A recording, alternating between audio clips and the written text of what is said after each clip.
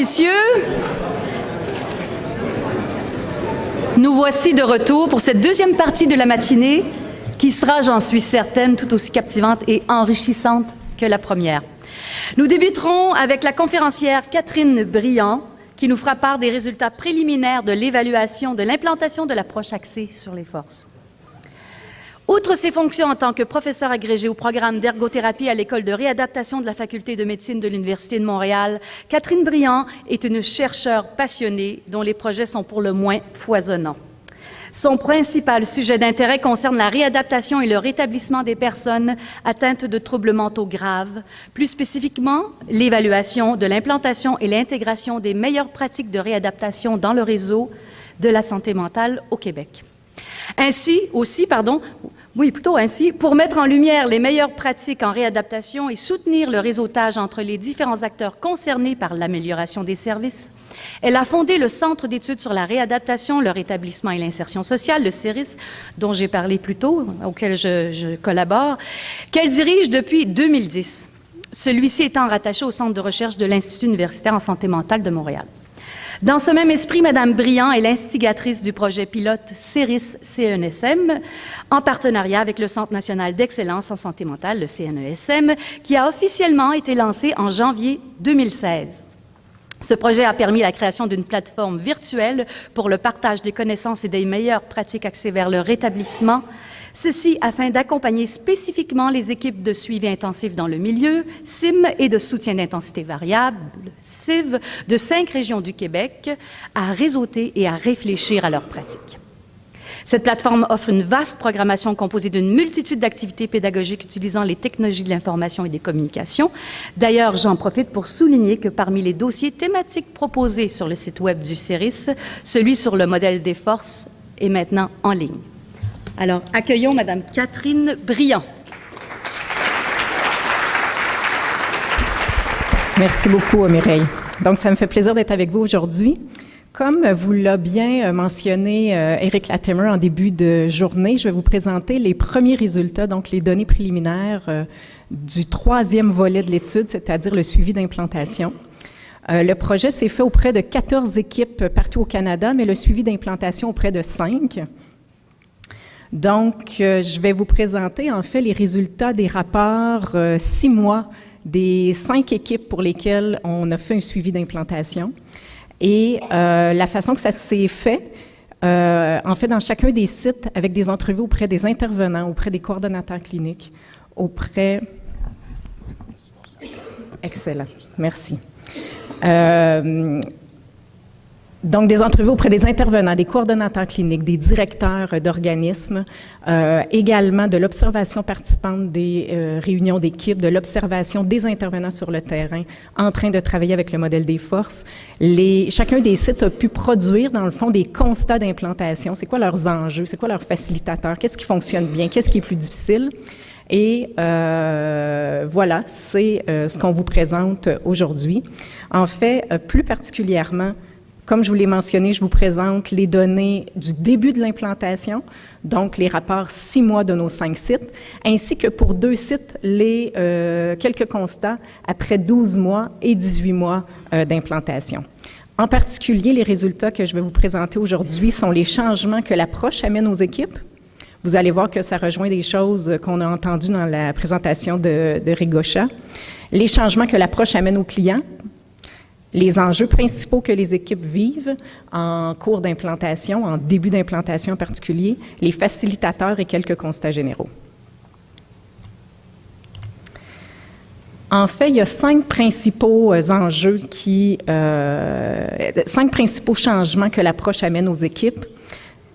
Premier grand changement, c'est la structure, la façon de structurer les réunions d'équipe. Donc, l'approche amène une façon beaucoup plus structurée, une façon différente d'aborder les réunions d'équipe. Donc, ça a été un changement où on a nécessité, les équipes ont nécessité une certaine adaptation. On en a parlé des outils spécifiques, que ce soit l'évaluation par les forces, le plan de rétablissement. Donc, toute l'appropriation de ces outils spécifiques à l'intervention ont aussi été un changement important. Les équipes ont dû vraiment prendre le temps de maîtriser et d'apprivoiser ces nouveaux outils-là et de les intégrer dans les outils existants et dans la façon de gérer les notes au dossier. Et dans certaines équipes, je dirais qu'il y a eu plus de difficultés à intégrer quand on ne prend pas le temps, quand il n'y a pas du temps pour apprivoiser les outils et quand il y a un manque de supervision clinique à ce niveau-là, c'est plus long dans les équipes de s'approprier les outils. Un des changements majeurs, c'est le mode d'intervention, la posture de l'intervenant qui amène un changement de responsabilité pour le client, donc qui amène un changement complètement de posture de l'intervenant, où on demande au client d'aller vers une approche plus d'empowerment, d'autonomisation. Et donc, l'intervenant doit vraiment se positionner différemment comme un accompagnateur plutôt que comme un expert.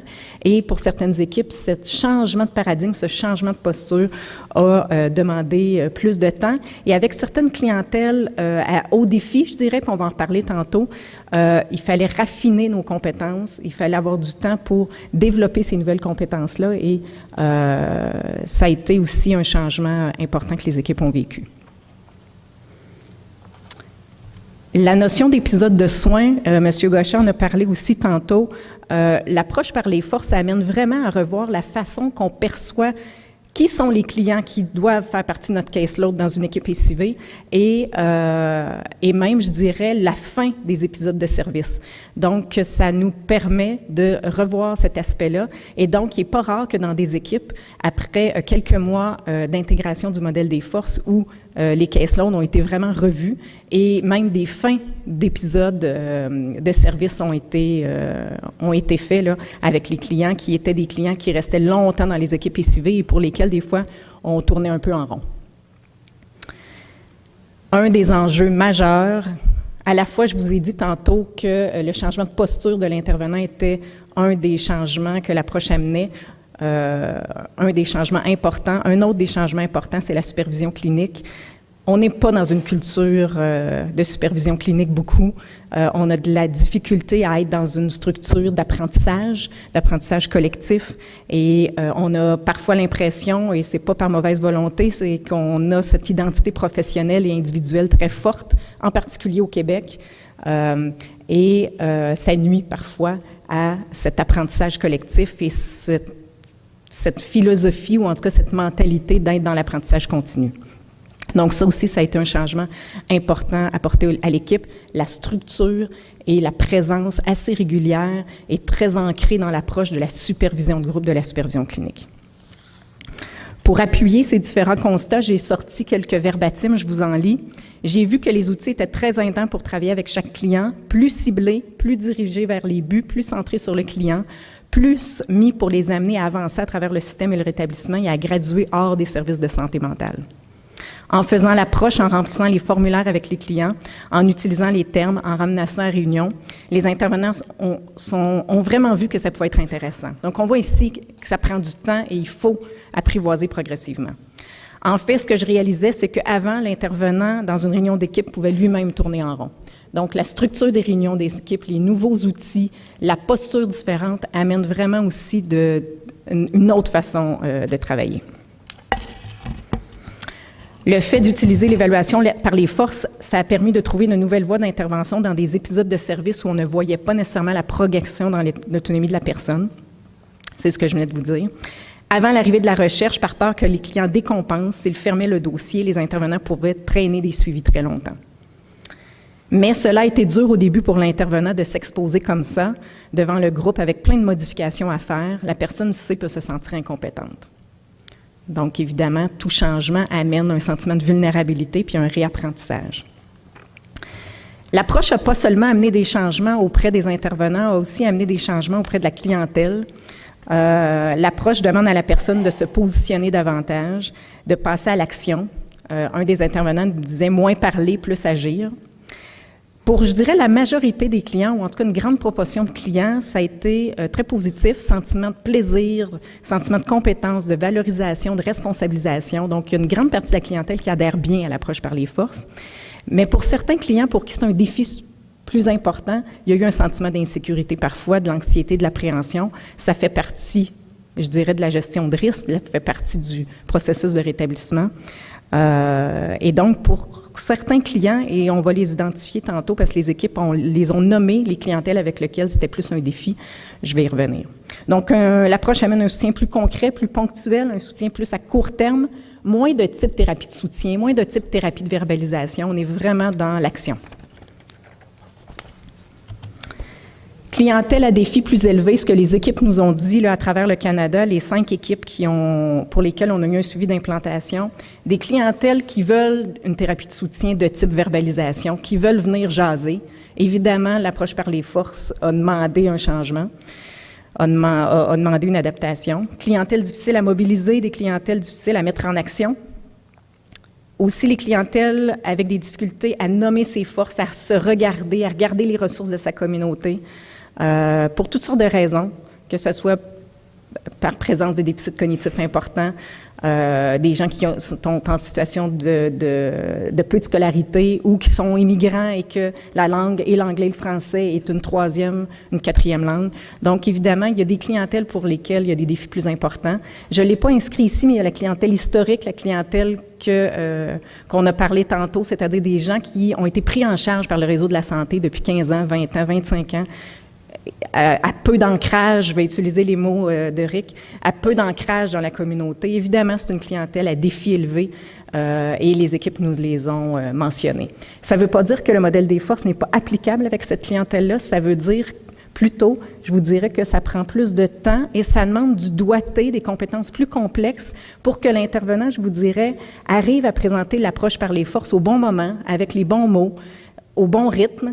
Et là, c'est là que toutes, je dirais que les compétences professionnelles de nos intervenants rentrent en ligne de compte.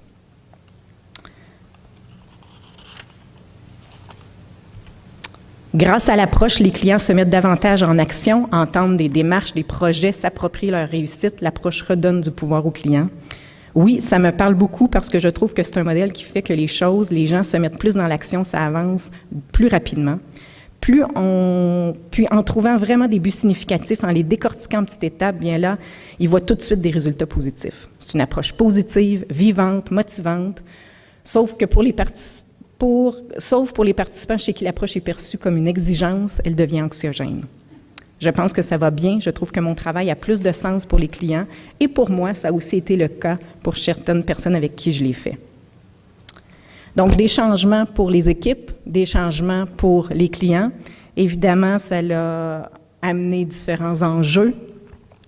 Un des principaux enjeux qui a été vécu par les équipes, et je vous dirais que dans tous les rapports que j'ai lus, il y avait beaucoup de mots et beaucoup de lignes pour parler de ce contexte qui est non propice à l'innovation actuellement, en particulier au Québec, mais un peu partout au Canada, c'est-à-dire des contextes de roulement de personnel, de manque d'effectifs. Il y a certaines équipes, au début du projet, c'était pas les mêmes personnels et les mêmes intervenants qu'à la fin du projet. Donc, vous voyez que c'est difficile d'implanter une nouvelle approche quand le staff bouge toujours. Contexte de surcharge de travail, d'essoufflement, d'épuisement. Les équipes ont besoin de temps et de stabilité pour réfléchir, pour se former, pour intégrer des nouvelles pratiques. Tant qu'on va être dans des contextes comme ça, c'est très difficile l'innovation. Donc, déjà, les équipes qui se reconnaissent et qui savent qu'ils sont dans des contextes comme ça, c'est pas facile et en fait, je vous dirais, allez vers l'innovation quand même, mais donnez-vous plus de temps pour arriver au même résultat. Un coordonnateur clinique nous disait « L'équipe est instable, surchargée, essoufflée » et je vous épargne le reste du verbatim, mais il y avait beaucoup de souffrance, je dirais, dans cette équipe-là. Donc, oui, encore des changements. Ça représente bien certaines situations qu'on vit parfois les équipes. Un autre enjeu, qui est un enjeu majeur, je vous dirais, c'est le peu ou le pas de culture d'amélioration continue de supervision clinique. On est vraiment dans une culture davantage individuelle, de liberté professionnelle. Comme je le disais tantôt, ça a des grands avantages, mais ça a aussi une limite et des fois un obstacle à notre capacité à travailler ensemble, à travailler moins en silo et à apprendre ensemble. On a parlé dans les questions à la fin, Régochet vous a parlé qu'il faut se mettre dans une culture d'apprentissage. Si on arrête d'être dans l'apprentissage et dans l'amélioration continue, le modèle ne peut pas exister. Il faut être toujours dans cette... Et c'est exactement ce que les équipes nous ont dit. Les équipes pour qui ça va le mieux, c'est ceux pour qui on se donne le temps d'être dans une culture d'amélioration continue, où on reconnaît l'importance de la supervision clinique et où on dégage le coordonnateur clinique pour qu'il agisse comme un mentor, comme un superviseur clinique, et où on donne de la formation et du soutien également aux superviseurs cliniques. Ça a été beaucoup dit par les équipes, qu'on voulait encore plus de temps avec les experts pour se former, les coordonnateurs cliniques, comme superviseurs cliniques, pour être encore meilleurs comme superviseurs cliniques. J'en ai parlé dans les changements que l'approche amène. Un enjeu aussi qui a été beaucoup nommé, c'est l'intégration des outils. Je sais que dans le panel, on va en reparler, François va en reparler. Toute l'appropriation de ces nouveaux outils, qui ne sont pas juste l'appropriation d'outils en tant que tels, c'est-à-dire l'aspect technique, c'est surtout le paradigme dans lequel on se situe. Donc, oui, ça prend du temps et à maîtriser ces outils-là. Et un enjeu québécois, et j'en ai parlé un petit peu tantôt, mais c'est tous les outils déjà utilisés par les professionnels de la santé et comment on peut concilier ça aux outils spécifiques de l'approche par les forces. Est-ce que l'approche par les forces permet une certaine souplesse et un certain ajustement pour qu'on puisse également utiliser des outils plus spécifiques? J'aurais le goût de dire oui. Il faut d'abord être dans l'approche par les forces, mais ensuite, dans notre suivi avec la clientèle, les autres outils qu'on a toujours utilisés, qui sont pertinents au bon moment, sont toujours dans notre sac à dos, là, sont toujours dans nos moyens. Mais il ne faut pas s'accrocher, moi j'aurais le goût de dire, à vouloir tout faire. On en ajoute, mais on garde les autres, puis on fait tout en même temps pour... Non, il y a un changement de paradigme à faire, il y a un changement de façon de faire. Et les équipes qui réussissent à le faire, bien, ils réussissent à voir l'intérêt de faire l'approche par les forces. Si on ne se permet pas de l'essayer, on n'y arrive pas. Je pense que l'évaluation des forces est un excellent outil. Nous avons encore un long chemin à parcourir pour pouvoir ne pas juste le compléter, mais pouvoir l'interpréter. Donc, l'apprentissage de l'art de l'utiliser. On parle souvent de compétences complexes. Les outils, la philosophie du modèle des forces, c'est, je dirais, avec le temps qu'on devient à tout le nuancer, à devenir des vrais professionnels qui appliquent une approche comme celle-là.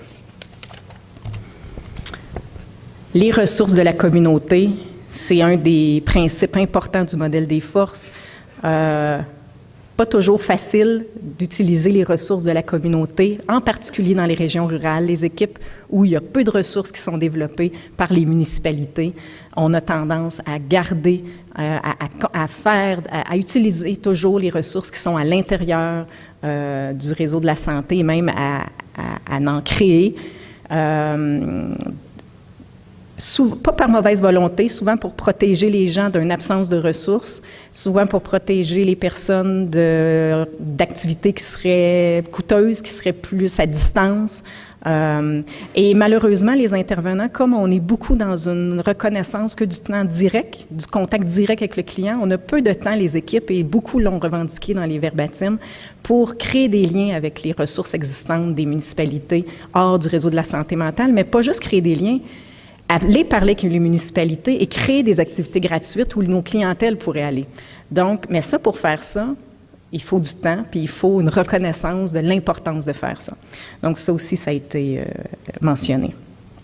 On s'améliore. Je pense que les gens sont de plus en plus habitués à réfléchir hors des ressources du milieu et d'y orienter les personnes. À long terme, l'approche va permettre de moins garder les gens au niveau institutionnel. Ça va être des plus courts suivis avec des grandes réussites. Les gens vont revenir dans la communauté, dans leur milieu. On a parlé du shift, du paradigme, du changement de paradigme que demande l'approche par les forces. On est vraiment dans une philosophie axée vers le rétablissement. C'est un changement de cap, c'est un changement à voir les choses. Et parfois, les partenaires avec qui on travaille, nous, comme équipe, on fait ce changement-là, mais les partenaires avec qui on travaille, que ce soit les organisations, les autres équipes, le médecin psychiatre, le font pas nécessairement. Les équipes nous ont beaucoup dit, on a peu de moyens ou d'outils pour aller sensibiliser les gens qui travaillent avec nous. On a peu de temps pour le faire et parfois, ça crée des tensions. Il y a certaines équipes où il y a eu beaucoup de tensions avec les collègues. Un verbatim qui en témoigne. Tout le monde nous déteste et personne ne veut envoyer ses clients à notre service. Personne d'autre ne comprend le modèle. Je pense que ça n'a pas été bien expliqué aux autres équipes. Donc, on voit que ça crée une tension, ça crée et il faut évidemment prendre le temps de pouvoir les sensibiliser et les amener à un changement également de paradigme vers une approche axée vers le rétablissement. Évidemment, les milieux qui sont davantage dans une culture traditionnelle médicale et de réadaptation axée sur les difficultés et les incapacités sont beaucoup moins dans ce paradigme, ont beaucoup plus de difficultés à faire ce changement de paradigme. Les équipes ou les milieux où on était déjà à travailler depuis quelques années, à changer et à transformer vers des pratiques vers le rétablissement sont beaucoup plus en mesure, ils sont beaucoup plus prêts à arriver avec une approche comme l'approche par les forces. Un autre des enjeux, c'est le manque de temps pour se former, pour réfléchir, pour travailler ensemble, d'implanter une approche comme l'approche par les forces ou toute autre approche spécifique qui, en plus, amène un changement de paradigme. On a besoin de développer ou de raffiner des compétences et pour ce faire, il faut du temps. Et les équipes qui avaient déjà commencé à consacrer du temps à réfléchir à leurs pratiques, qui avaient déjà débuté des liens avec Rick Goscha ou avec les volumes sur le modèle des forces, étaient déjà en position beaucoup plus prêts à développer des compétences complexes et à venir appliquer le modèle avec une plus grande rigueur. Et évidemment, à aller vers les clientèles qui étaient à haut défi. Donc, on l'a vu dans les différents rapports, les équipes qui étaient prêtes dans un contexte favorable, dans une philosophie favorable et qui arrivaient avec des clientèles qui adhèrent moins bien, étaient beaucoup plus prêtes à venir travailler leurs compétences cliniques et à finalement réussir à implanter l'approche. Au lieu de tout de suite résister puis de dire non, le modèle des forces, il est bon pour cette clientèle-là, mais pour toute cette clientèle-là, ça ne marche pas. Ben non, on voyait les équipes beaucoup plus prêtes. Exigence du projet de recherche a été nommé comme enjeu. Évidemment, les équipes qui ont participé à un grand projet comme celui-là, vous comprendrez que ça demande énormément de temps, pas juste du temps pour implanter l'approche, mais aussi pour compléter les questionnaires, participer aux entrevues, recruter la clientèle. Donc, parfois, il y a eu une confusion entre l'exigence que le projet amène, le projet de recherche, et l'exigence de l'approche. Sans ces équipes-là qui ont donné du temps, on ne pourrait pas perfectionner nos connaissances des nouvelles approches. Donc, on en est très conscient. On remercie d'ailleurs toutes les équipes qui ont participé au projet. Il y a des enjeux, mais il y a aussi des facilitateurs. Il faut les nommer. Ils sont importants. Évidemment, à partir du moment où le coordonnateur clinique a une place importante dans l'équipe comme superviseur, on comprend que son leadership et son soutien deviennent fondamental. Un soutien structuré, constant, rigoureux, mais aussi un soutien qui lui permette de protéger du temps à ses équipes pour apprendre, réfléchir, s'ajuster, négocier. Les meilleurs coordonnateurs me disaient souvent dans les verbatims, mais moi, je les laisse ventiler, je laisse exprimer les frustrations, les résistances, puis là, on négocie quelque chose, on s'entend comme équipe, on trouve des stratégies pour y aller peut-être une étape à la fois. Donc, cette place-là est importante et les superviseurs qui avaient ce doigté-là étaient mieux reçus et pouvaient mieux agir en tant que mentors. Quantité et qualité de la supervision clinique, l'expérience et les qualités relationnelles et pédagogiques du superviseur clinique sont fondamentales. Aussi, de soutenir notre coordonnateur clinique pour qu'il devienne un superviseur. Les gens ont beaucoup dit qu'ils ont apprécié les visites de Rick Goscha, qui ont apprécié la présence de l'équipe de recherche, dont être en lien avec les experts pour eux-mêmes raffiner leur pratique, pour être eux-mêmes capables de soutenir les équipes ensuite.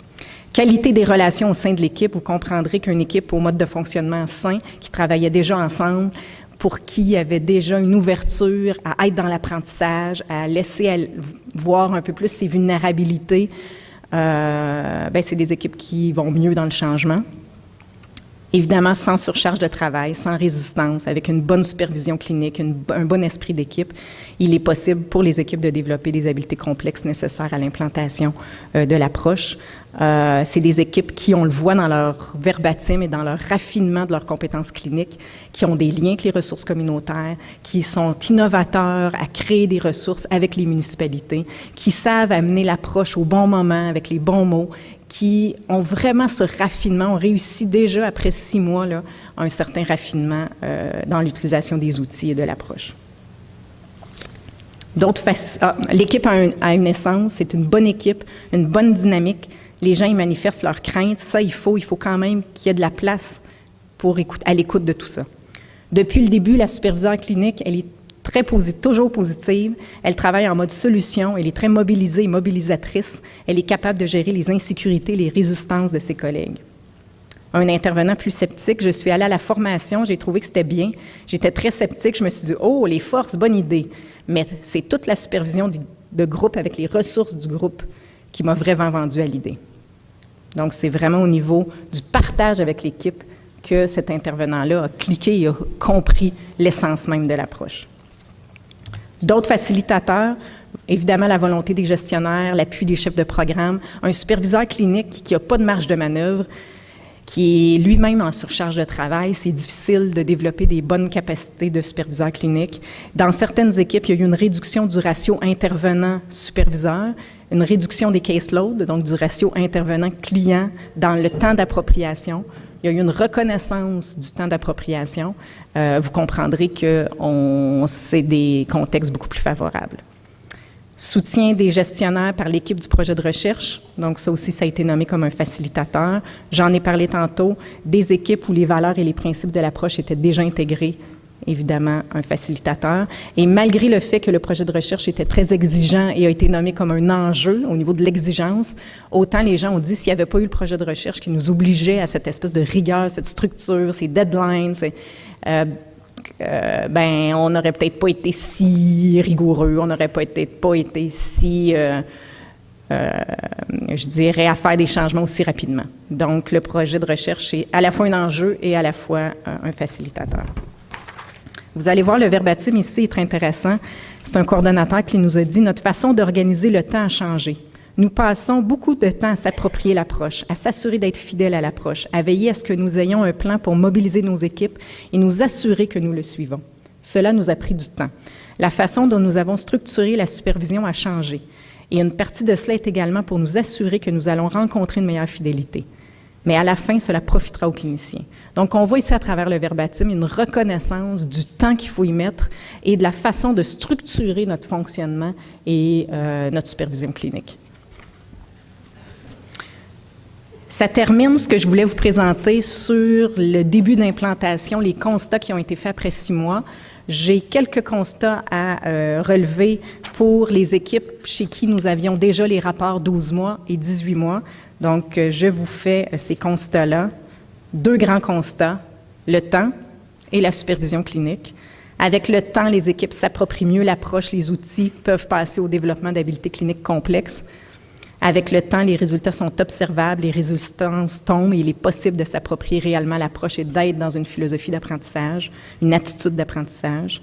Et malgré la difficulté d'y adhérer au départ, beaucoup de questionnements, de difficultés avec la supervision clinique dans les rapports 6 mois. Quand on regarde les rapports 12 mois et 18 mois, les gens nous disent que c'est indispensable. S'il n'y avait pas la supervision de groupe, on ne serait pas rendu là aujourd'hui. Donc, oui, le temps, mais un temps bien structuré et bien utilisé pour pouvoir travailler ensemble et apprendre ensemble. Un autre constat sur les rapports 12 mois et 18 mois, les équipes qui n'arrivent pas à passer à une autre étape d'appropriation, qui restent pris, je dirais, dans une difficulté de s'approprier une nouvelle approche, c'est des équipes qui sont dans ce type de contexte, surcharge de travail, roulement de personnel, essoufflement, aucun allègement de caseload, aucun allègement du ratio intervenant-superviseur, ça n'a pas été priorisé. C'est dur d'innover, de changer, d'évoluer, d'apprendre dans des contextes comme ça. La résistance, je vous dirais, elle a été davantage liée au contexte qu'à l'approche. Les gens disaient tous que l'approche était géniale, mais que le contexte n'avait pas de bon sens pour intégrer une approche comme ça dans les équipes qui étaient dans ce type de contexte. Donc, vous voyez les petites images là, qui montrent bien que de résister ici dans la deuxième image, c'est une question de survie, sinon il va se faire complètement écraser. Donc, dans les quelques équipes où il y a eu plus de résistance, on était dans ce type de contexte-là. Je vous ai montré quelques verbatims au long de ma présentation. Je voulais vous mentionner que vous avez pu constater qu'il y avait des verbatims qui venaient d'intervenants, de coordonnateurs cliniques, de gestionnaires, aucun des personnes utilisatrices de services. Je tenais quand même à vous faire ce bémol-là. C'est pas qu'on n'en a pas, c'est que dans les premiers rapports, ces données-là n'étaient pas disponibles. Donc, comme on est dans des données préliminaires, on n'a pas pu avoir accès au contenu d'entrevue. Donc, ce n'est pas... c'est pas par mauvaise volonté, c'est vraiment qu'on est dans des données préliminaires. Je vais terminer avec quelques constats qui viennent pas de moi, hein, qui viennent de toute la lecture et de toutes les entrevues qui ont été faites dans nos équipes partout au Canada. Il faut donner du temps aux équipes pour soutenir l'intégration de l'approche et permettre le développement de compétences cliniques plus complexes avec nos clientèles où il y a un plus grand défi. Il faut qu'on se parle, qu'on se donne des trucs, des stratégies, puis qu'on apprenne ensemble. Il faut investir dans la supervision clinique et passer réellement une culture d'amélioration continue. On ne le dira pas assez. De reconnaître ce temps-là qui est un temps, moi je dirais même un temps plus fondamental et plus important que le temps direct. Sans ça, on est comme à courir après je sais pas quoi, mais on ne se questionne jamais sur nos pratiques. Soutenir les coordonnateurs cliniques, maintenir des liens entre eux, maintenir les liens avec les experts pour qu'ils deviennent des mentors compétents, d'excellents superviseurs cliniques. Sensibiliser à l'approche, soutenir le changement de paradigme vers une philosophie de service axé vers le rétablissement à l'intérieur de l'équipe, mais ne pas oublier le hors de l'équipe pour que le reste de la structure comprenne ce qu'on fait dans une équipe qui adhère à l'approche par les forces.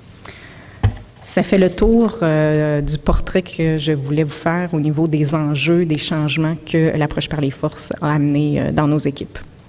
Voilà.